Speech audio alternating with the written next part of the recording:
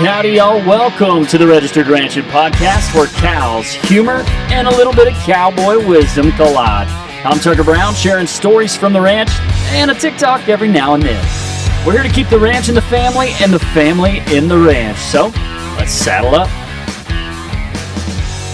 Episode number 48? 48. Episode number 48. Light it up. Registered Ranching Podcast. Welcome in, folks. Tucker Brown, Michael, Scott, Stevens, and the special guest today. Clap it up for Matt Bellah, oldest Brown cousin of our generation. Whoa. Welcome in, Matt. Should I say the wisest? Of course. I mean, that's kind of assumed. Of course. Everybody knows it. Oh, okay. If you don't know it, you do now. Yeah, Matt Bellah, the oldest of, what do we have, 17? I think so, yeah. 17. Oldest of the 17 grandkids. I don't know. We're always the grandkids.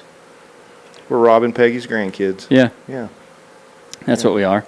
How far are we from the sale? From the day we're shooting 4 this? days. That's crazy. 4 days away from the sale, October 7th and 8th. Come out and see it because it's a good time. Matt's been to a few of them. I have. I've been to a few. Have you missed? Do you know how many you've missed? Just a couple. Just a couple? Yeah. I missed a few. I think it's during my coaching days. Back when you were Coach Bellah? Yep. Coach Bellah had to miss a few. Yeah. We had to. Well, it's football season. Wednesday's a pretty big prep day. Yeah. For a Friday night game. Yeah. So, yeah. Missed a few. Let's see if I can if I had to describe Matt Bellah in like 5 words. Oh, this is dangerous. Yeah, it's going to be fun. You don't have to do this. So we'll start with oldest cousin. A yearling man. A wheat farmer. Bull customer. And a dad. Would that be I mean, that's all true, yeah.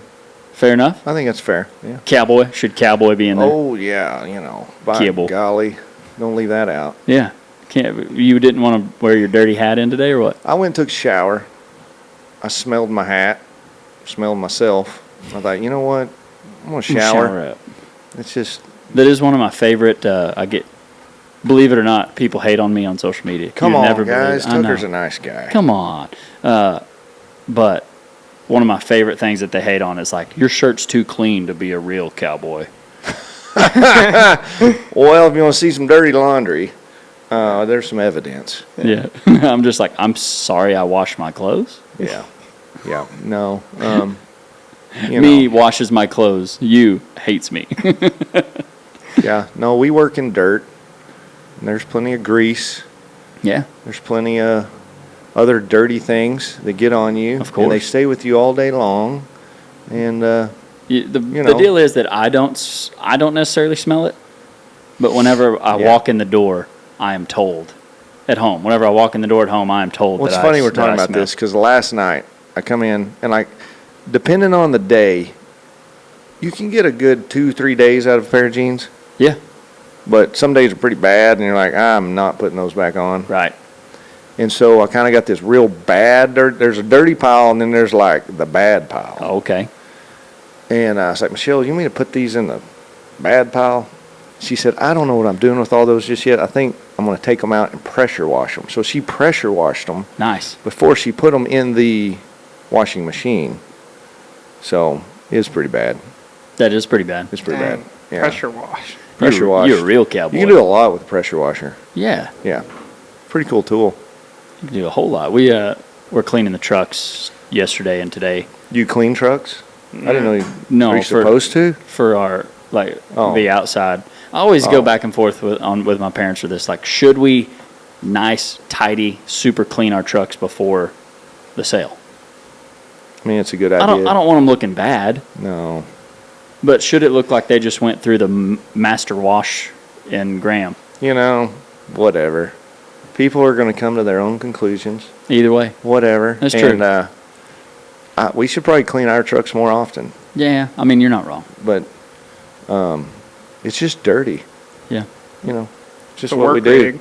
It's Yeah. ag. The working rig, baby. Agriculture is dirty. And dirt goes everywhere. If someone doesn't buy a bull because your truck is dirty, then You that's know their what? own problem. Okay. Whatever. It's fine. Well, let's go. Let's go back to baby Matt Bellah. Baby Matt Bellah, growing up as the oldest grandson. Mm-hmm. You probably spent more time than anyone with. I mean, you were raised ranching with your dad and granddad. Yep. You probably spent more time with anybody ranching with granddad. Yeah. The grandkids. Yeah, I probably did just because of my age and I was around longer. Yeah. But yeah, definitely. Granddad was just always around. We lived just a couple of miles away. Mm-hmm. And, Grandma and Granddad were a big part of our lives growing up.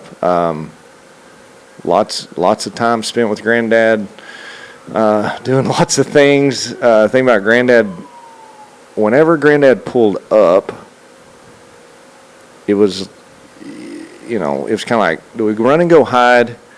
Because I think I'm kind of ready to go to the house, call it a day, or like, oh, hey, let's go. This quick deal turned into a 3-hour deal. Oh, yeah. And come help me real quick. I think it's a family trait. I agree. Won't go there. But, no, it was always an adventure because, it might turn into some work you didn't necessarily want to do. But sometimes it was a whole lot of fun, and sometimes it was probably better if my mother didn't know exactly what we were doing because it was a little bit. Sometimes we got a little dangerous, a little crazy, or a little out there. But yeah, I spent a lot of time with Granddad. Quail hunting. Fishing. Lots of fishing. He'd pull up, let's go fishing. That's just, fun. How cool is that? Okay. Like as a kid, yep, I'm in. Never said no to that one. No. Some pretty cool stories on prescribed burns that. Oh, see, now I caught the very end of that. I don't know if the prescription called for some of the things that we did. But, one summer, got a few of my high school buddies. I'm 15 or whatever. And Granddad liked the summer burns. You kill more brush, hotter fires. They're hot, yep. And, oh, man. Drip torch, go set some black lines, and then we'll turn this thing loose. And I remember we were down at the old original Brown Ranch south of town. And got my drip torch here. We're setting some black lines. You burn a little buffer, and then you would burn the big fire into that. And rocking along there, and you're just basically dripping fire. Yes. In this kind of big kerosene-looking can. And all of a sudden, I'm talking right behind me, maybe 2 steps, a geyser of fire about 15 feet in the air is just. Did you find a natural gas line? Yes. Yeah, I'm glad I didn't stop and pause 2 seconds ago. You've been so anyway, here comes Granddad in his red Ford pickup because he always drove a red Ford pickup. Always. And Granddad, what? He's like, they told me they were going to shut all those off. I was like, well, they didn't shut that one off. Well, they missed one. The same few days, I am in the pasture where your parents live now, before the house was there, and I'm going down the north end of that. Same thing. Right behind. Well, they said they were going to shut those off. So anyway, I survived. There's 2 of my lives. But then the rock crusher over there. Yeah. We were set. I was in the back of his pickup with this, homemade, basically torch, and now we're turning the head fire loose, and it's Granddad in his pickup. We're coming down the fence line, and I am blowing fire out of this. It looked like the devil's pitchfork, and I won't ever forget. We're rocking along there, pretty good, and all of a sudden he slows down. He's driving. I'm just sitting in the back of the pickup. And and the fire's roaring now, And the longer we sit, the hotter it gets. And I thought, okay, I'm about to melt. And I go to slapping on the bed like, Granddad, we got to go. We got to go. Yeah. It's getting hot back here. Oh, I was just looking at the fire. See how it's going. I was like, it's fine. We got to go. Right here. It's right by my feet. So anyway, Granddad loved to set things on fire, but this was Oh, he did. for a good reason. We're trying to control Of brush, course. and we're, doing our best to be, good keepers of the resource that we're over. And sometimes it got a little hot and dangerous. Not much of the next generation. Does any of the next generation burn as much as Granddad did? No, well, and I was thinking about that today. Even just in general, and this may be in our area, but it's probably true. I mean, it's just a liability. It is. You're right. And it's good. It is the cheapest and a very effective way to control brush. Yeah. And to promote a lot of good things for your land. But there's a chance it might get on your neighbor. Yep. There's a chance it may not go as controlled as you want it to, and it scares people. Yeah. And since, the drought of 11, 12 in there, 13, which was, 12, 13, 14 years ago, like, people are just a little gun shy. Yeah, fair enough. For good reason. For good reason, and it's just, there's a chance. But it is an effective tool. And, this country, I've been told before man really showed up, every 5 to 7 years it would burn. That's what I And so all these mesquite trees that you see weren't there; they'd be burned out. Yeah. And there might be some big ones down on the creeks, but yeah. So no, Granddad loved a good hot fire. Dang right he did. Did you ever get to? You did a lot of roping when you were younger too. Yeah. Did you do a lot of roping with Granddad, or was that more your dad? It was really more Dad. Granddad would show up some, but that was really Dad and I. Yeah. Quite a bit. I just always remember you watching you and Jody practice, and I don't know why I was pulling up, but Yeah. I just remember being like, I could do that so easy. And then I remember, trying it for the first time and just getting whooped by a calf that's 300 pounds or something, Yeah. 250 pounds. Yeah. No, there's a lot of time in the practice pen. I mean, football practice might be over and you'd have an hour before dark and Dad'd have the horses saddled and we'd go. You might have a high school rodeo that Saturday or something. And, but yeah, a lot of time spent in the practice pen, and that's why the really good guys make it look so easy. Yeah, they do. Because it's not. Yeah, they do. Yeah, I do like how, they'll have the calf roping at these rodeos, and then they'll do a calf scramble. Yeah. And those same size calves will just tear up some high schoolers. Yeah. Yeah. Well, they need a good horse and a little technique. Yeah. And hours and hours of practice. Just a few, yeah. Yeah, you roped a few. Yeah. Yeah. And you got to rope with some cool people, too.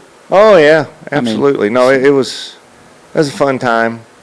And, some of those guys, I'm like, hey, I roped against him, and he NFR, many time qualifier, and it's neat. It's a cool community of people, and you get obviously there's some travel involved, but a lot of cool roping memories and time spent doing that as well.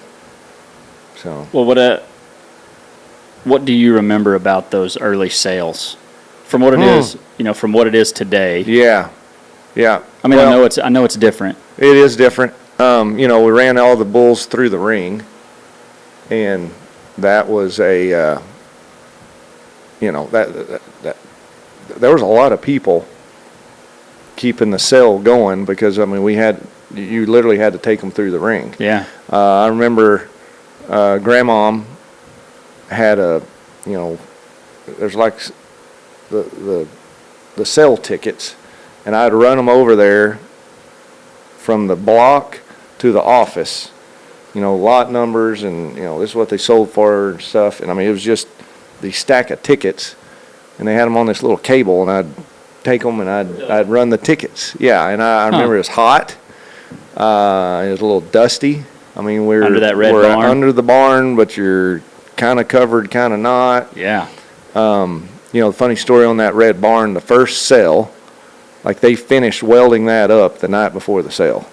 And then they had the sale the next day. Really? Yep. And, in typical Brown fashion. Typical Brown fashion. We're doing that. And it's like, we'll have that done. We just finished today. today. Midnight the day before. But yeah, they did. They welded that thing up. I had some people tell me that. I'm granddad. I asked him, he's like, yep, that's how it went down. Yep. But no, I do. I got to be a ring man a little bit. Step in there pushing those bulls around. Push the bulls around, and when you see something for your whole life, and then you're like, I get to be a ring man. I thought that was kind of cool. Oh yeah, I did too. I got to do that for 2 years. Yeah, I got to be the gate. Yeah, to bring gate them in. guy, and then time to let them go give you the look, and you pop that gate open, and out they go. I thought it was so cool. But no, it's pretty neat. A little different than it is now. Whoa, hang on. Bulls. Your mic turned off. Come on, Mike.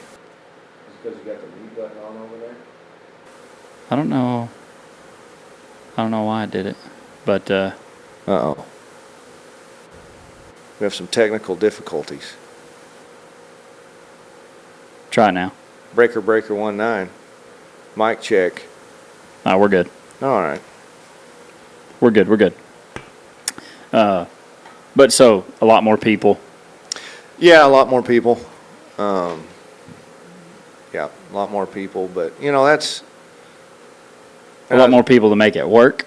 a lot more people to make it work, and probably a bigger crowd. But I mean, there's always been a lot of people there. Yeah. But I mean, just the guys in the back keeping all of it going, and y'all Bringing them in order. bringing them in, and keep it all structured. Yeah.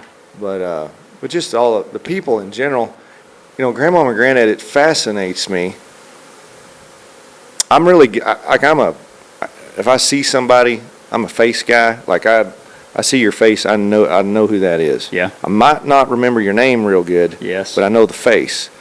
And Grandma and Granddad could just rattle off, and they knew the faces, but they knew the names. It's impressive. And these are just decades of relationships that they've built over the years. And some of these, some have passed, but those early sales, I mean, some of those families and customers came back year after year for decades. Yeah. I mean, they knew their family, they knew kids' name. I mean, they knew all about. It's a relationship business. Very much so. And I mean, they just, I don't know. I mean, I don't know how they remembered all that. And I mean, all these people from all over the place, and walk up and just, hey, how are you doing? And they'd rattle it off. Just knew, yeah. And they cared. Right. They cared, and people knew they cared, and that's why they came back. Mm-hmm. They knew they'd be taken care of, and they knew they were cared for. So. Well, this is going to take me to one of my favorite segments. Yeah. A segment called the Ag Gear Hot Seat. Ag Gear. The what? The Ag Gear Hot Seat. Ag Hot Gear seat. Yep. Okay. Being the clothes I wear. I thought you called me a hussy. No. And since you're not wearing Ag Gear, seat might get a little hot. Oh, Yeah. well, bring it on, big boy. Bring it on. Okay.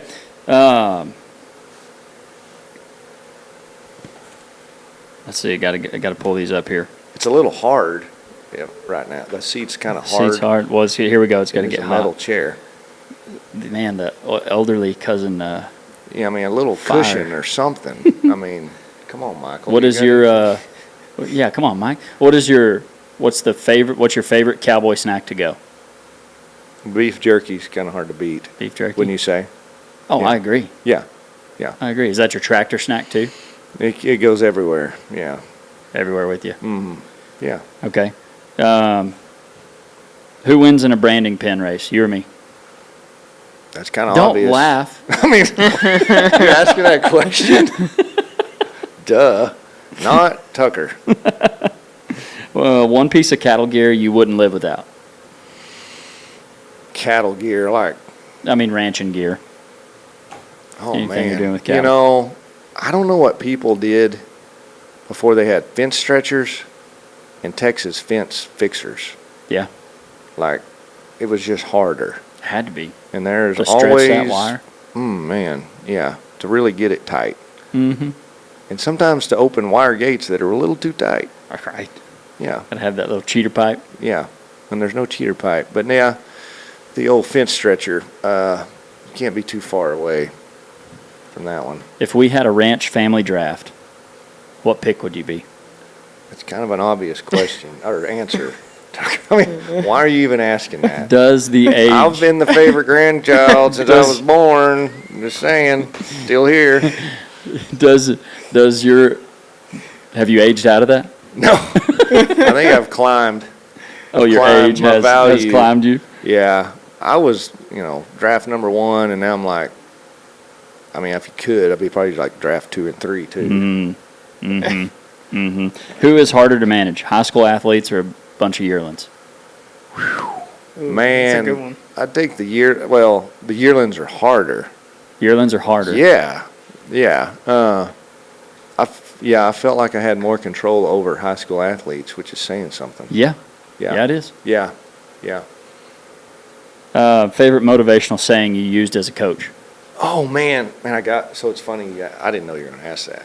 But you got it written down? This is not, well. Because you were a coach, you were a high school football coach for how long? How long was I a high school football coach? Yeah. 6 years. 6 years. So the other day I heard Nick Saban say this. Okay. And I love a good quote. Yeah. Like Hey, Nick Saban. Nick Saban. You got a Bama fan over here. Oh, no. I know. Okay. Anyway, he said, and this is like recent, like this is like last week or two. Okay. Don't practice until you get it right. Practice till you can't get it wrong. Ooh. Ooh. Like, top that one. Come on. There you go. That's the quote of the That's why he's the best. quote of the year. That's why he's That's the why best. he's the best. But it really is. Yeah. How cool is that? Yeah. You know what I mean? Yeah. Oh, I got it right. Yeah. Well, you got it wrong. Yeah. Now you got it wrong. Do it again. Did you ever coach any golf? I did not coach golf. I did not. No. You still play any?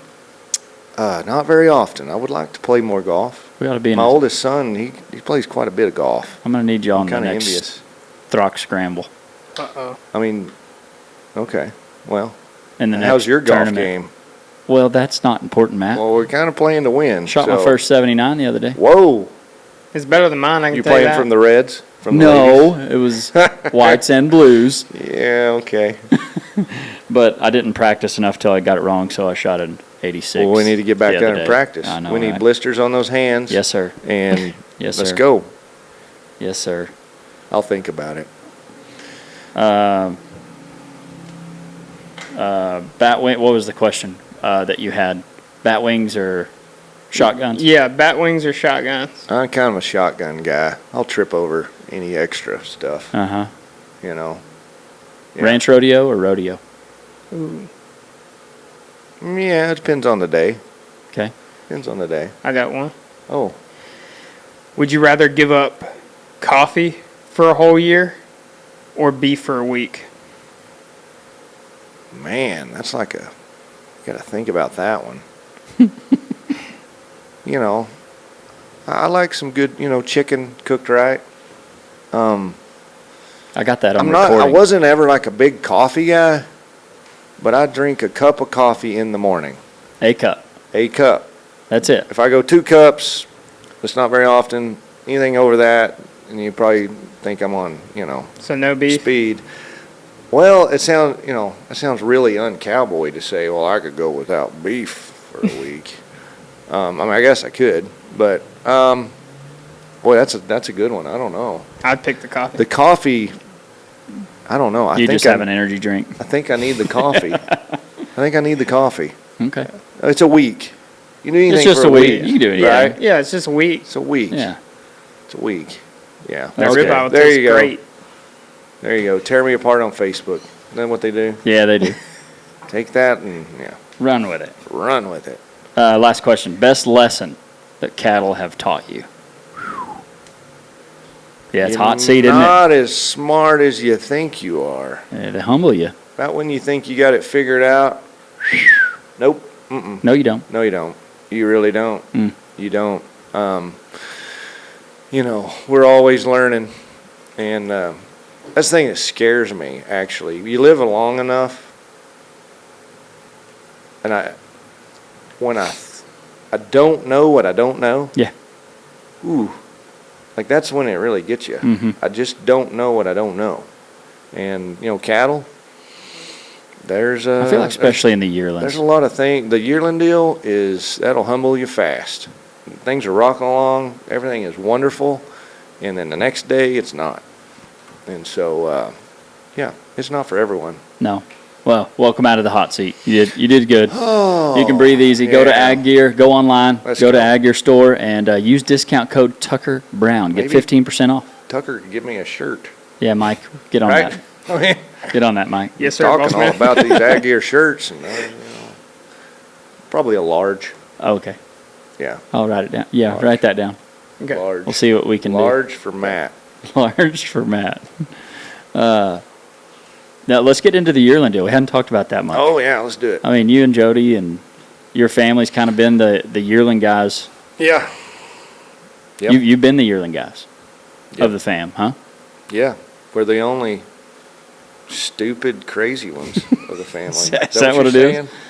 Like, I don't know. idiots. Have you been in the seed What stock are you business? doing? What are you doing? Yeah, Dad, growing up, run a lot of yearlings, wheat cattle, also grass, and it's kind of evolved. It's grown, the numbers that we run. It's pretty rainfall dependent, If we've been hammering down, we're now a few days into October. Yep. And we caught a little rain early in September. We caught a little rain kind of mid and a little bit late. Nothing real big, but we rolled in there and we put wheat in as fast as we could. Try to get some wheat up and it dried out, and we got another rain. We rolled in there, so we're trying to get this forage, the wheat and triticale, to emerge, so that then it can hopefully get some moisture, and then we can get some good growth on it, so that we can then come, Lord willing, late November into December, we can turn out wheat cattle.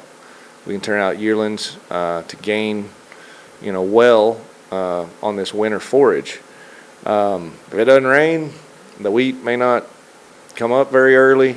The wheat may come up and then just kind of hang out, and so it kind of depends. We also, we'll turn out some cattle on grass. We send some cattle, eastern Colorado in the summer. We send quite a few yearlings up there to summer. I need to go see that. We'll start them in the spring on wheat generally, and some grass here, and then that's kind of their summer home, and they're coming off in October generally.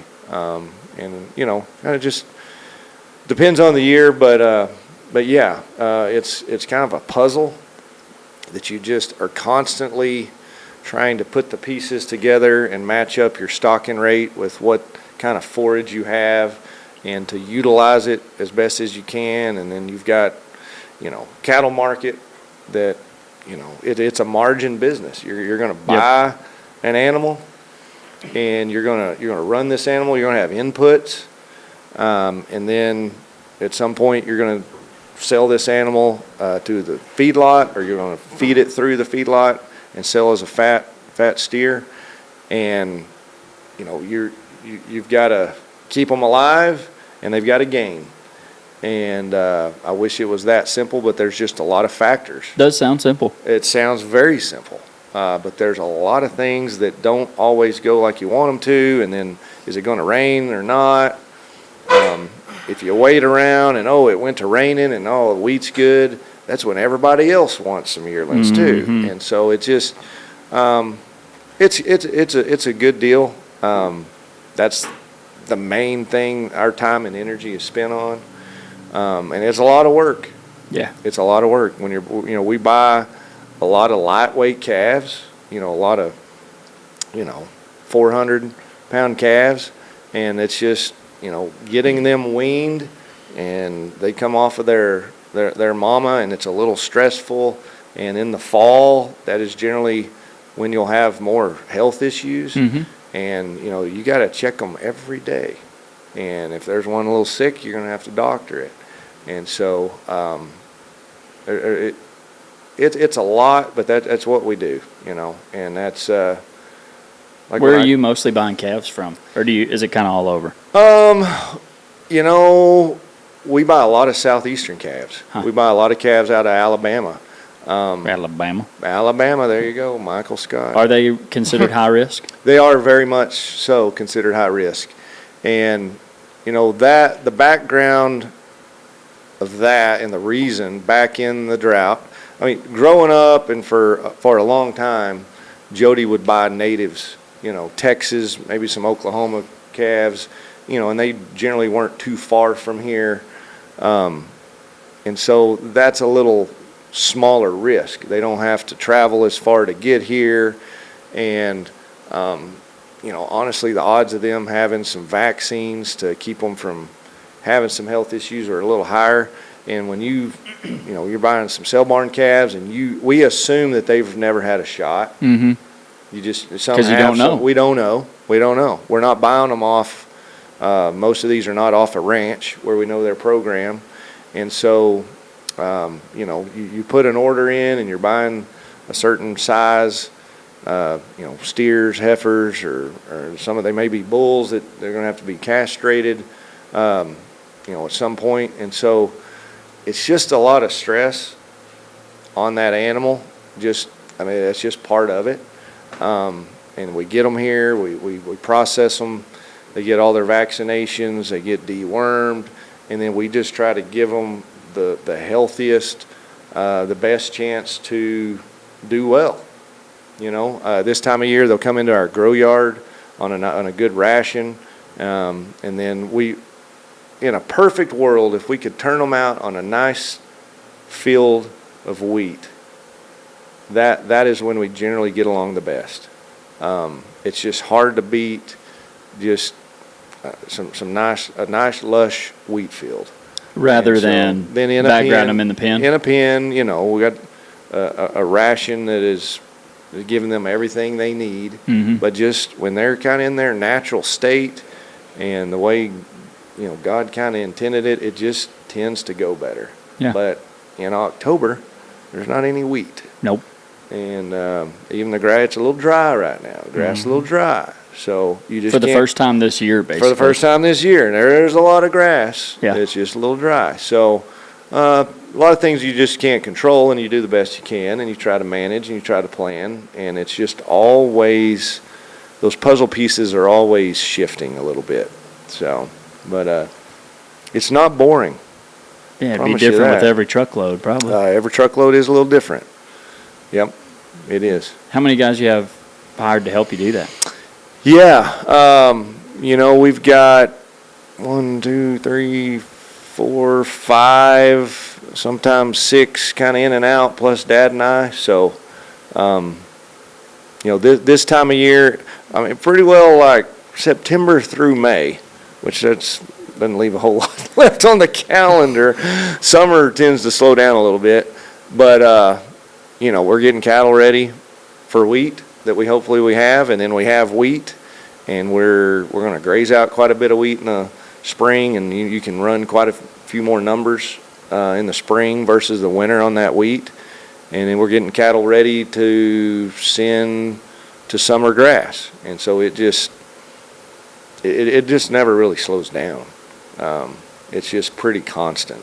What do you think made your dad switch from those native calves to the high-risk calves? Well, I kind of stepped into that and then I didn't finish. So 2011 and 12, bad drought, and a lot of cows went to town. Yep. Cattle numbers were down, kind of similar to now, kind of. But during that time, it was just hard to get the number of calves that you really needed because it was so dry and people just had to sell cows. Yeah. Then they had to sell cows the next year. So there just was not enough the calves. number of calves available normally, and so started looking elsewhere. Well, Southeastern Calves and McLean Garrett we've been with since then, and we buy a lot of cattle from the Southeast.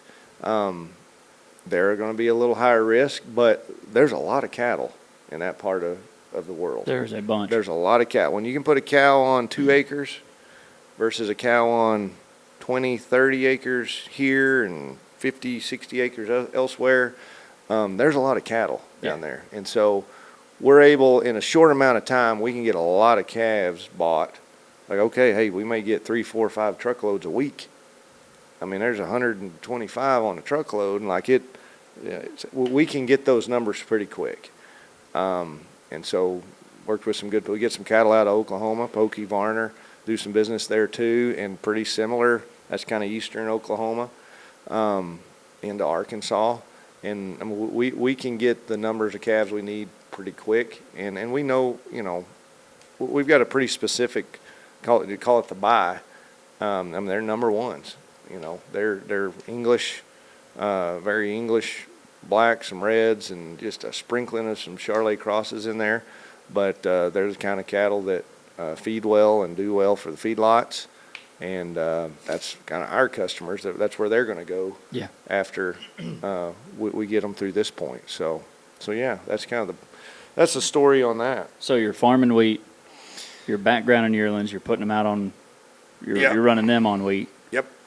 And then how are you selling them, or what options do you do? We'll feed some of them out at the feedlots, but we'll sell them directly to the feedlots. And so we'll, say we buy this 400-pound calf, and we take them to an 800-pound calf, where they're then ready to enter the next phase into the feed yard to finish, and then go to the packer. So You do you do any hedging on that? Absolutely. Yeah. Absolutely, Dad. The risk management, the financial risk management side, I mean, that's a big part of it. Yeah. I feel like for anybody who's had any longevity in the yearling business has done some type of hedging. Yeah. You'll hear a story about some guy just hitting a home run. Like, oh man, he bought these calves and this market jumped and he made all this money.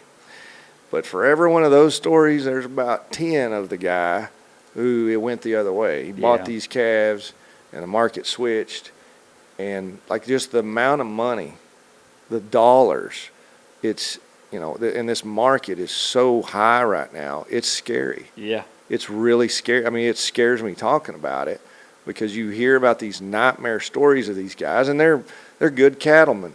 They're smart guys. But they took a little risk, and it just, like, it happened in a hurry. I mean, just think about it. I was looking on the futures, like looking at, I think it was maybe a March or April, the board. Yep. Well, this sprint, like from like April to now, it's gone up 60 cents. Okay, from November to now, it's gone up $1, and we're talking that's $1 on an 800-pound steer. Yeah. And like from April to now, that's 60 cents on 800. That's like almost $500. Okay, so you buy this calf, and we're going to run them, and they're going to gain weight, and then we're going to sell them to the feed yard. Okay, we're going to do everything we can from here to here. Alive and get them keep them alive and get some gain on them and keep them healthy. And we're going to work our tails off doing it. And then market switches, like from April to now, it went up 60 cents. Well, from now till, who knows, it can go back down 60 cents. Yeah. And so you might have, whatever margin you thought you might make on that calf will be gone, and then you're in the red on it. And so we do. They've got the LRP program now that is also, that's a great tool. It's basically a subsidized put that you can put a price floor on them. Now you have to pay a little premium on there, and depending on how high you want to set that price, but you'll put a floor. If that market just falls, then you have some protection. Or you do a straight hedge on the futures, where you go, okay, boom, and Dad has been pretty diligent on, he'll buy a load of calves, and they are hedged the day he bought them, and when he sells them, boom, he gets out of it. And so he kind of he limits the risk of the market, and all the other risk of let's keep them healthy, and we got to get pounds on them. We'll take that, but we're going to eliminate any of this just roller coaster market. Sure. And obviously this year, like, man, I wish we didn't hedge anything. Yeah. Boy, this thing just, boom, it went up, and it's still, like, when is it ever going to stop? Paying some margin Like, it's calls. never going to get to $3, and it's at $3.50. Yeah. Like, this is crazy. But It is. a It is really, a longtime yearling guy, Ray Etheridge, told me, and it's been a while back, and I kind of rolled my eyes at him. He said, it's not the guy that hits the home run. He says, it's that guy that just makes a little bit each year, makes a little bit, makes his margin. That's who stays in business. I'm like, well, that's boring. I want a home run. Well, why don't we swinging for the fence? Well, if you're around long enough, like, it didn't take your breath away. Just, and then you do have margin calls, and the interest rates are high. I mean, all the inputs.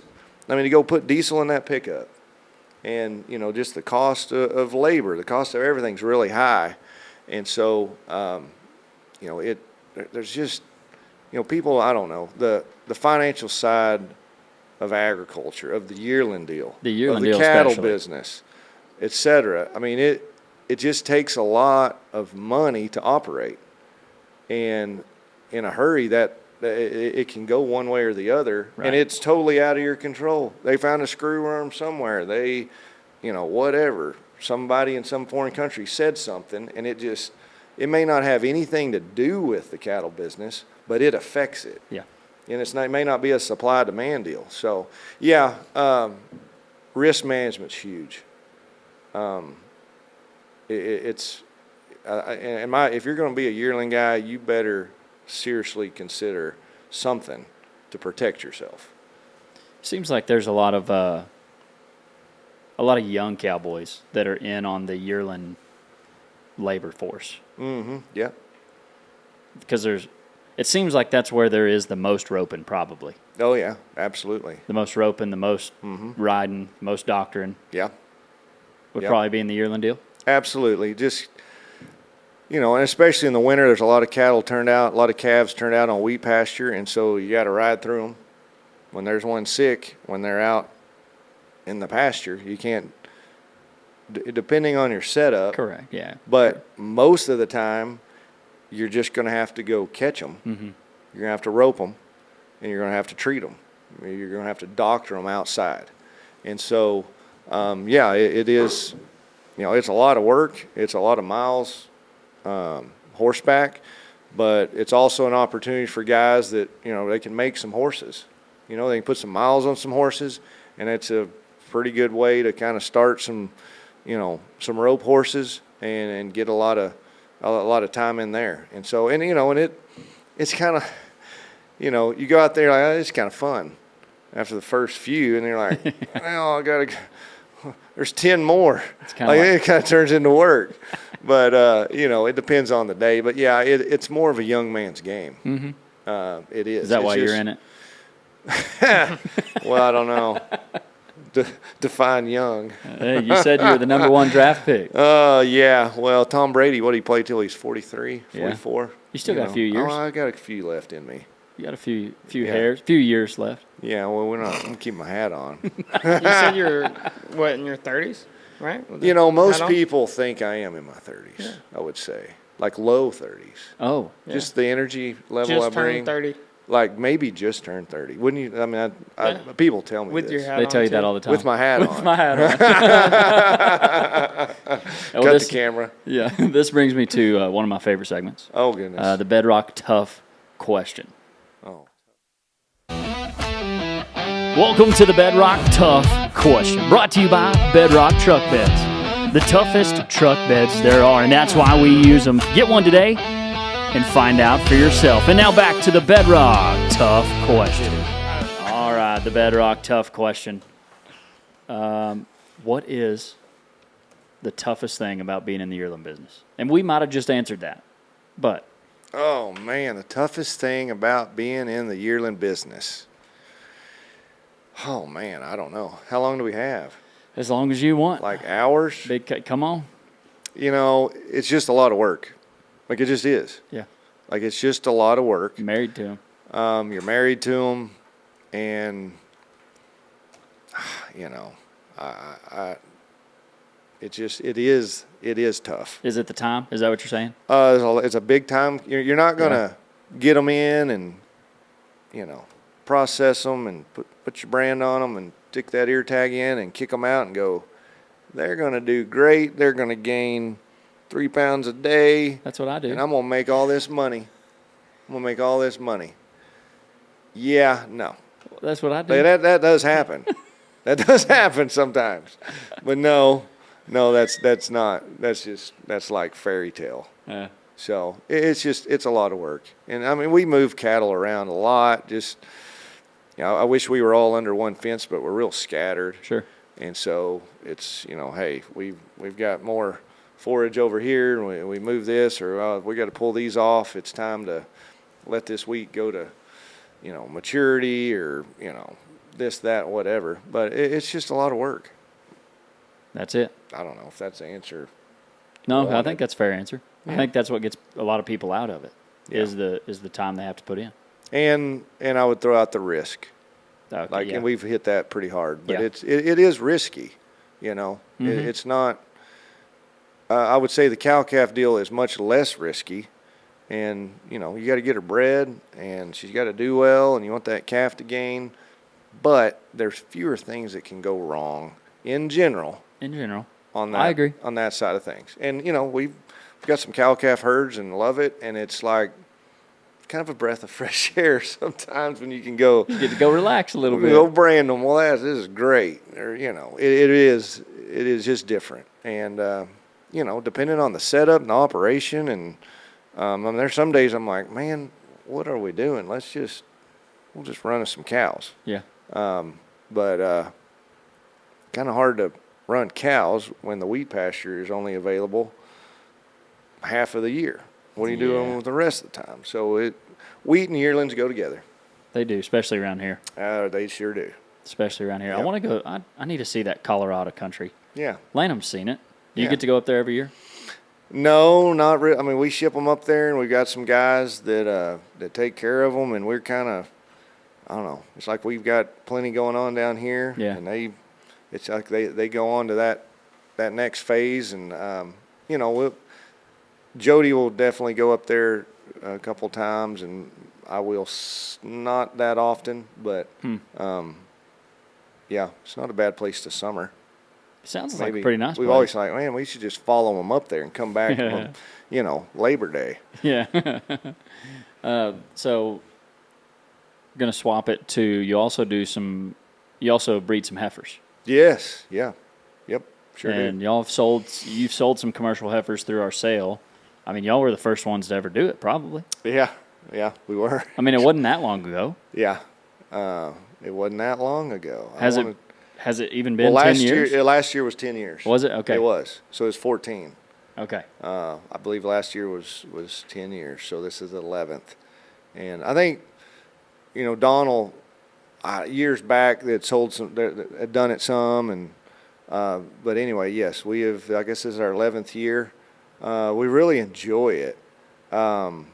What we will do, with our cow-calf, our herds, we will sell some replacements. Mm-hmm. For a while, we've been calving out some heifers. A lot of that, Dwayne over at Stanford is calving out our fall herd, and we'll put some pairs in the sale. We got 40 in the sale this next week, 40 first calf heifer pairs. So we'll sell some heifers and pairs out of our own herd, but we'll also go, and some of these herds that are bull customers that have R.A. Brown genetics, and we know what they are. We know the kind of bulls that they use. We know what the cow herd is, and they're very much reputation kind of heifers. We'll go in and buy some heifer crops off of them. It's been a lot of red Angus. We'll have some black Angus, but You even got some with some ear in there. from time to time, we've been able to find some with little ear, but we'll take them in basically, a heifer calf off of the mama, and we'll have them here for right at a year. This in the fall in October, we've got some coming in, and they'll be developed. Mm-hmm. We'll get them in. We'll make sure their vaccination program is everything's up to date. They'll run on grass and some wheat in the winter, and then come spring, we generally use the top Cavanese sire that Donald recommends. Yeah. And we'll synchronize them on a timed AI. We'll figure half of them. Generally, we'll get in the 60 percentile. We'll breed up AI, and then we'll use some really good R.A. Brown Cavanese bulls. Come on. That come back, and we'll clean them up, those that didn't breed that first service. And so they will then get run through. We'll get a good ultrasound on them and can pinpoint, okay, these are AI breds, these are bull breds, this is when they're going to calve. We kind of sort them up in their groups, and then they'll be offered in the sale in October. And so it's been a good deal for us. We utilize, some of our forage for that. I enjoy it. The bulls that we use, we calve out our own heifers with, and I can tell people, hey, I'm not selling you something I don't want to own, and I'm not selling you something out of a bull that we haven't used. Mm-hmm. And so that gives people assurance. A little proof in the pudding. Proof, yeah. There's some proof in what they're getting, and and they're really good heifers. They'll make really good cows, and hopefully last a long time. And they can put them in their herd and do well. And so it's been a good deal for us. Donald said something the other day that I thought was interesting. Like, it seems like heifers are high right now. I mean, say that they're $4,000, $4,500. Yeah. I think both of those are fair numbers at the moment that heifers could go for. And before this, he said, really, it's a good time to buy heifers, even if they are this expensive, with what we know about the cattle market now, which seems like it should hold for the next couple of years. There's a lot of signs pointing that's going to be strong for a while. There is a lot of signs the data's showing that it should stay pretty strong. Yeah. That if you buy these heifers, sell their calves next year, that it would take 2 calves to pay for that heifer. Yeah, and that's kind of crazy. Yeah. Whereas before it would take 3, 4. Yeah, even at this level, no, you're right. A $4,000 heifer sounds really high. $4,500. I mean, that's what they're going. I mean, there was a replacement sale. I looked up the market report, and that's what a good top end one's bringing. Yeah, number one. And but yeah, when a $2,000, $2,200, $2,300 calf, it doesn't take long. No. Take them a little longer. It's a $2,500 calf, and bam. So it's a lot of dollars. And I also think it's a good time too, because Cattle Facts. Y'all use Cattle Facts? Mm-hmm. Yeah, we love them. And every convention I go to, they're saying the wild thing is, even with prices like this, that heifer retention has not started. Right. And so if we think heifers are high now, I know it hasn't even really picked up yet. Once it starts, it's going to get expensive. Yeah, there'll be fewer of them on the market. So lower supply, and higher demand. And the really good ones are just hard to get. Yeah. And when you get them, you got to pay a premium for them. But they're premium heifers, and they should deliver some value that you wouldn't get otherwise. Sure. But yeah, no, that's a very good point. Good point. I want to go back to what you said also about using Donald's recommendations. I think I wish more people would take advantage of the list that he makes. Like, when you call, we treat other customers the same as when you call and say, "Hey, Donald, can you make me a list? This is what I need those bulls to do. I need them to be this. I need them to have growth. I need them to have this. I need some for my heifers." And then he creates a list for you, right, that you can go through. Yep. Who knows the bulls better than Donald? Yep. No, I mean, our breeding decisions and the bulls we buy, and I mean, bottom line is, I do not anywhere close spend the amount of time that Donald does with the data, genetics, the bulls themselves, etc. So I'm not going to act like I know more than he does. Yeah. Times I've maybe tried that, I just don't know. So I'm going to let him do what he does well, and I know he's going to be honest, with me, and like, okay, that's what we need to do. That's what that's where we're going to go. So. And you raise some seed stock. We do, yeah. We're a cooperator, mostly Black Angus, and it's the same deal. It's like we're part of the program. and here are the genetics we're after, and here's what we're trying to do, and this is the target, and we're going to try to hit the bullseye the best we can, and do what Donald tells me to do. That's a good cooperator. And if it doesn't work out, it's Donald's fault. Donald's fault. It's not yours. But it generally works out. Yeah, we were talking the other day. Our Angus cows last year or 2 years ago averaged 3,500.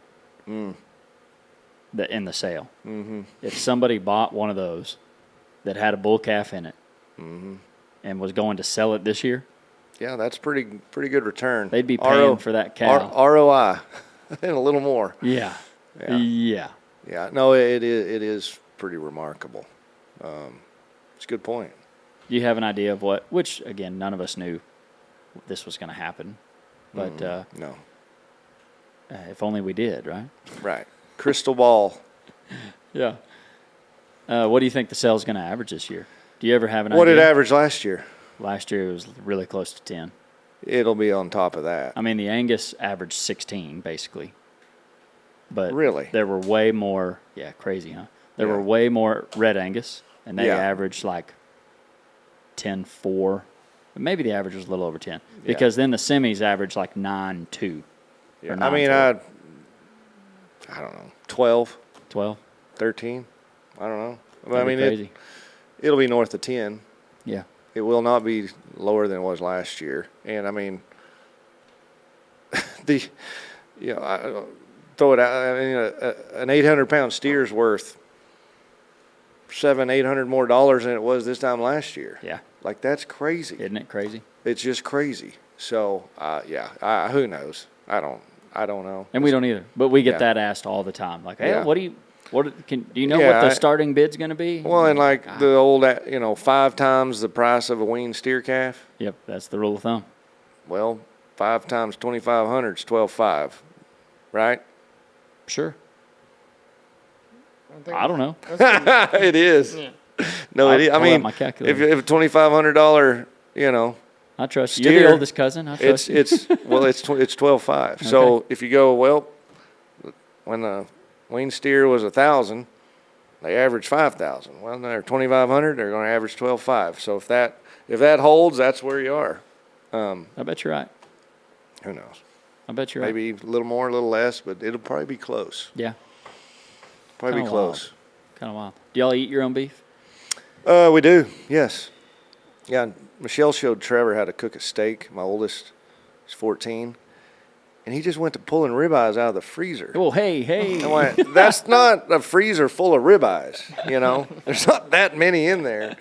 But, we do. And we'll take some, open heifer or something and we'll feed them out. And our employees and family will supply beef for everybody, which the open heifer a little is more pretty good. Oh yeah, that's a little more valuable perk than it was a few years ago. Yeah. But yeah, we do, and we, I kind of just take it a little bit for granted. Just like, oh, there's always beef in the freezer. Well, not everybody has a freezer full of beef, and I'm thankful for that. Mike just got his first freezer full of beef. Sure did. Hey now, don't eat all the ribeyes first. Yeah. You'll be very disappointed. He went straight for the New York strips. There you go. There you go. Yeah, it was funny. He just was like, hey, I think I'm going to have another steak tonight. I'm like, how many do you think are in there? God, it's not a shelf full of ribeyes. We're going to run out before. It's like Mary Poppins' That bag. steer was not one big ribeye. Yeah, we'd be wealthy men why if don't you we figure that one out, Tucker? I'll work on R.A. that. Brown figures out how to, grow beef that has Full 3 times the amount of ribeyes as normal. And they're really good. That'd be nice, wouldn't it? Yeah, all right. There's your next deal. Well, this brings me to one of my favorite segments. Ooh, man. It's when you get to become the host Oh, goodness. of the Registered Rancher podcast. Cut. Cut. And you get to ask a question. It's to me or to Mike. Oh, man. Me or Mike? All right, Mike. Ooh. Is it really that great hanging out with Tucker all the time? Dang right. It is pretty. You should have seen how much fun we had today. Do we need to get is that a lie detector set over there? Blink twice if you're in trouble. All right, there you go. Take it and run with it. I That's threw you a it. softball. It's a great time. Yeah. Well, there you go. Good job, Tucker. Great time. Hey, I think he's telling. Entertaining. I think he's telling the truth. Yeah. Nope, he just gave me the signal. He blinked. He blinked twice. No, it's an awesome time. Yeah, it's a blessing. Cool. Yeah, Well, there you go. it's unique sort of events. How our days go, Yeah. and I wouldn't trade it for anything else. Pretty awesome. Cool. Awesome. He's a good boss. You Good can be job, in one boss. Of our, you can be in one of our videos one day. You know, I'm kind of a dinosaur. Are you? I'm kind of a dinosaur. I'm a little older than you. Mm. Hey, if you want to hear a funny Facebook story? Yeah. I'm a junior Uh-huh. In what? at Texas Tech. Okay. And I'm in the ag economics, like, student lounge. Yeah. Which was basically like a room like this with like 3 computers. Or 4, maybe. Wow. And I remember a friend of mine was like, "Hey, Matt, look at this." I'm like, "Oh, what's that?" It's called Facebook. The Facebook. Dang. The Called Facebook. The Facebook. I'm like, "Oh yeah." He's like, "Yeah, you can like put pictures up on it and kind of showed me a few things." I remember looking over his shoulder, going, "Huh, that's interesting. I hadn't seen that, you know." Yeah. So that ages me a little bit. No, And like my a little bit. first, Just a little bit. my first phone was a bag phone, a Motorola Yeah. Velcro. Pop that thing out. it in your had truck? a keypad. I sure did. Yeah. And it was plugged into the cigarette lighter. Yeah. And so, like, I wasn't born with a smartphone stuck in my ear. Mm-hmm. You know what I mean? And like TikTok wasn't a thing. No. It did not exist. No. I know all you like. What are you? What generation am I talking to? What are y'all? I'm a millennial. Yeah. Okay. Are you a millennial? I was born in 2000. Isn't that crazy? Anyway, I'm older. How old were So- you? In what year? 2000. What year? 16 years old. I was 16 in 2000. He was born in the The world was 1900s. going to end, by the way, in 2000. Yeah. Yeah, it was Yeah, over. and then You've lived through 2012 as 2 of well. those. Y2K. Yeah, all that's, whatever. So, well, I'll be in a video. I don't know. You should. I'm not as cool as y'all, millennials. Mm. And maybe, I don't even, when does that start? Early Millennial? 80s? You're I mean- probably at the end of whatever. I'm an generation you are. 84 model. I kind of think I'm technically a millennial. You As think? weird as that sounds, it's You been a think? while since I looked No. at it. Maybe that's Boomer. wrong. Anyway, maybe that's No. wrong. Maybe I'm not. But anyway, You I'm might kind be. of, I'm like right on the edge. When did it end? You The were a millennial- I true knew, here's what 90s kid. I knew the before, Yeah. and I kind of know the after now. Yeah. So Wow, you're special. I'm kind of special. Wow. When did millennial end? End? Mm-hmm. I feel like you're at the very end. Yeah. I feel like. Yeah. So we're 15, 16 years apart. So And then right after, now it's Gen Z. Yeah. Right? I feel like it's a new come up gen- with it? we're well, gonna maybe have it's to Gen Google it. something. How do they come up with It's these probably names? Gen A. I don't know. Gen A, like I feel like Forrest Gump would like this new Gen A. generation. That's what I was Gen going to say. A. Forrest Gump. Gen A. So yeah, I'll be at whatever video. I don't know. May have I'm to not- get you in on one. You know, I'm a dinosaur. Okay, I get this question a lot. Were Ooh. you about to ask one? No, I was just going to say Hank Williams made a song about you then. Did he? A Yeah. dinosaur. I know. There, it's true. Good job. There you go. See, They he's play not Hank so Williams in young. Alabama. They He play made a it lot. that far? They play a lot I now. thought he was just right here in Throckmorton County. I did not know that. No, that's great. I love Hank Williams, both junior and senior, Yeah. So I get asked all the time, all the time. how do I get into ranching? Oh, How I do thought get you. in- Hold on. I don't mean to cut you off. You know what I thought you were going to say? What? How do you get your beard to be so conditioned and shiny Oh. and beautiful? Doesn't it look good? You don't get asked that all the time? Oh, I mean, they should ask. Is it I the think conditioner? they're scared to ask. It's my own beard balm. I make my own. It's actually. Do you have it? Tucker Brown here. beard that. balm? Yeah, I make my own Let beard me balm. see that.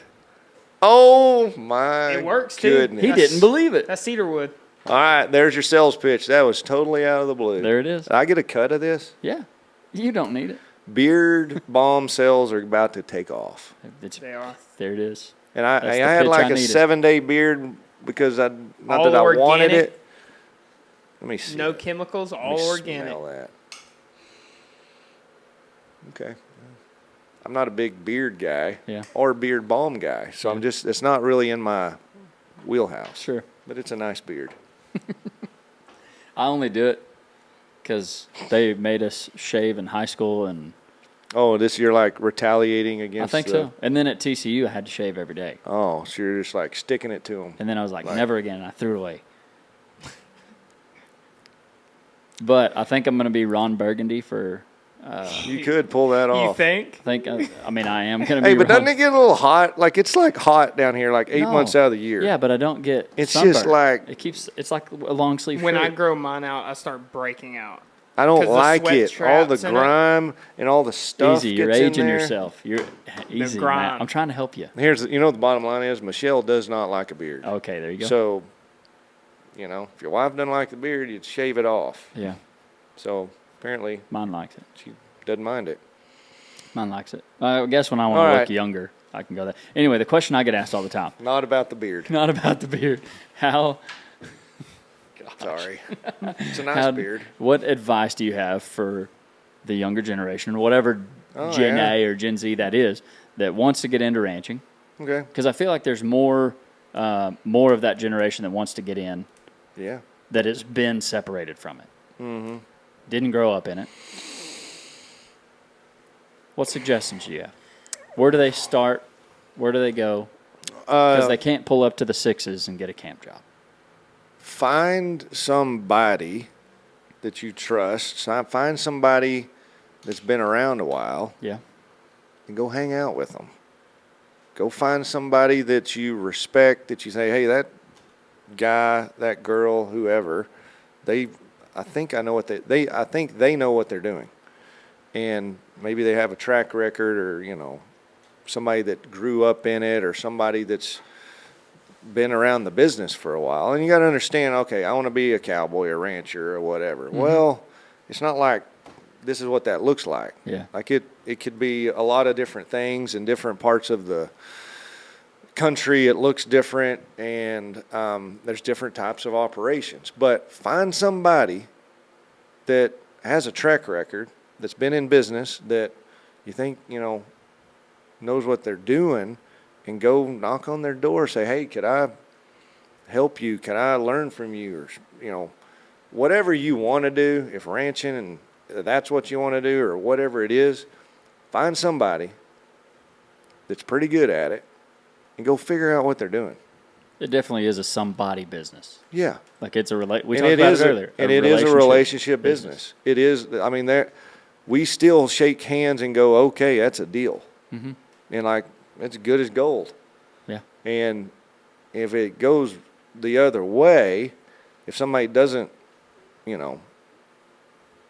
back up what they said, you don't do business with them anymore. Right. Because it is, you got to trust the other side. You got to trust who you're buying and selling from, and whoever you're doing business with. And then, it just kind of, those people that don't, really have a lot of integrity, that you really can't trust, they tend to just kind of go away. Yeah, they do. Because nobody Doesn't last wants long. to do business with them, Doesn't last very long. So, yeah, that's my advice. Good advice. Find the good one. Find the pro. It doesn't have to be, anything spectacular. Yeah. But learn. Takes just getting in there. And have a, have a willingness to learn. Sure. 'Cause nobody knows everything. As we wrap it up here, Yep. what is favorite Bible verse, life advice? What have you been studying lately? Yeah. Open-ended question there. Well, it's funny you ask. So I have been able to take part early Friday morning at 6 a.m. Some guys studying Proverbs, and this was this morning. My favorite actually. book, by the way. Actually. Man, it's so good. There's a lot in here. I just really didn't know Solomon was going to hammer on this. Money and women are two major themes in here. there's a lot of things that can go wrong there. Yeah. And so all you Oh, you guys out there, youngins, you listen all you up. youngins. But I mean that somebody the other day said there's like, I don't remember. I think maybe I wrote it. You know what? So this, I know. Oh, here you go. And this may or may not be perfectly true. Okay. But I think it's probably close. We're getting the In ballpark. Proverbs, there's 112 verses on women and 69 verses on money. Wow. Well, why do you think God put all that in there? Because women and money can get you off track in a hurry. Yeah. But anyway, this morning we were in chapter 8. This is actually, this just jumped off the page to me. So this is on wisdom. Yeah. Blessings of wisdom. So chapter 8, verse 12, and I don't have this memorized, so that's why I brought this. I, wisdom, dwell with prudence, and I find knowledge and discretion. The fear of the Lord is hatred of evil. Pride and arrogance in the way of evil and perverted speech I hate. The fear of the Lord is hatred of evil. And I dwell with prudence, and I find knowledge and discretion. Like, I want to say the older I've gotten wiser. Kind of depends on the day. Yeah. But, yeah, guy. I mean, wisdom. Sounds easy, It does, doesn't it? but there's a lot in here on wisdom. And there's a reason it's in here. Yeah, I like Proverbs a lot. Is that a book that y'all are studying with it? Well, this is basically just this is the book of Proverbs. Oh, okay. With a journal. Oh, nice. And you just write off to That's the side. pretty neat. of it. You can It's- put your you notes just in there. Put your notes in here and prayer requests. Nick Saban quotes can go in there. Nick It may not be Saban quotes. biblical, but I kind of thought it applied. Hey, Anyway, yeah, it is great. And you know, Proverbs, that's 31, right? Verses. So you just yeah. You just do it in a month? Is that what? Boom, you can do it in a month. Kind of a Well, we're doing it weekly, so I guess we got 31 weeks. Oh, okay. But you can do it in a day, or one a day, and there's your month. Yeah. But there's a lot in there, and it really will make you think. Uh-huh. Yeah, Yeah, and it's you one know, of and I want to say, yeah, I got all that right. No, I don't know that I have. I am definitely a sinner, and you know, a few days ago, when that wheat farming wasn't just going awesome, which it never really does. Things break down. Yeah. And you got to fix them, and it doesn't go exactly. There's some speech that came out of my mouth that we will not repeat on the Tucker Brown podcast. It's a kid's show, Matt. You Come can ask on. Leland; he was there. Sorry, Leland. You have one? oh, of course. Colossians 3:23. Whatever you do, work heartily as for the Lord and not for men. Oh, that's a good one. Isn't that great? I mean, there comes a point you're like, why am I working this hard? Why am I doing all this? Yeah. You know, and like, oh, I want more. I want to do this. You know, you can say, I want to do this for my family. I want to give my kids a whatever, great life. Well, You'll feel empty doing it like that way. even that, like you will not fill yourself up. No. It's all man. Like you're doing it for man, or you're doing it for God. That's right. Yeah, And trying to the fill only a God-sized fulfilling way is hole for in the heart. God. Yeah. And this whole ranch and ag thing, it's a lot of hard work. Dang And right. so if you will run out of gas real quick if it's just all for you and you don't take time to go, hey, this is pretty cool. God created this. Yeah. We get to take care of it. We get to make decisions, try to make this as awesome as we can. And it's real easy to not keep that mindset Yep. and fall off track. But that's a good one there. I said for the, if you listen to the pod, for those who are avid listeners, Avid. know that Huge this has following. been my, yeah. They're beating down the door right now. I know, They look want out. in here. Look at- oh, that's the cop. Michael, can No. you? Yeah, I'll Hold take them care off. of them. I'll take We're care of almost done, people. I know. It's But, the beard. I say the beard oil, beard balm. Beard yeah, I balm. said that. So I have a verse for this year. Do it. It comes from Proverbs. Throw it out there. Oh, Yeah. you're not just piggybacking off of me? No. It's been my one for the year. All right, do and it. I actually I didn't heard know it- that. I actually heard it from Jameis Winston. Wow. Okay. Have you seen his I've not. the past 2 years? He is like Good for him. become very outspoken about his faith. Way to go. Honestly, you ought to look up his videos. It's awesome. I'll do it. I hadn't had Jameis Winston on my mind there. I was I like, know. I didn't think you'd say So I heard that. it from him, so it's kind of funny. Which one is it? All right, lay it on me. Proverbs 21:31. Okay, And it's go for it. The horse is prepared for the day of battle, but victory comes from the Lord. Can you do that one more time? Proverbs 21:31. 21:31. Sorry. Proverbs, 21:31. Yeah. The horse is prepared for the day of battle, but victory comes from the Lord. What does yours say? Yeah, the horse is made ready for the day of battle, but the victory belongs to the Lord. Belongs to the Lord. There you go. Yeah. And so to me, that's like, okay, what is my horse that I'm preparing for battle? Is that my business? Is that my family? Is that what am I do? I need to do my job of preparing my horse. There you go. But I know that in the end, Man, that's good. isn't it? Yeah, It didn't come from me. But the Yeah, no, victory Mark it belongs down. But the to the victory belongs to Lord. the Lord. Like, look at what, Yeah. let me splash this on Facebook or blah, blah, blah. Look how Hey. cool I am and look what I did. Like, that is not, like, maybe it gives you a little dopamine for a second. Yeah. And you got all these likes. That is not fulfilling. No. Like, the victory belongs to the Lord. Like, Right. that is it. And that is the truth. That is so good. Yeah, I love that one. Good job. Mark it down. Not you.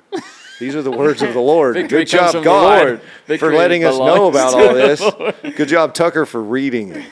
Yeah, thank you, They Lord, taught for you how letting to me hear read. that. Thank you. Yeah, this is for not about speaking to you, James. but it's kind of what it's about the Lord, It was right? Michael thought that was funny.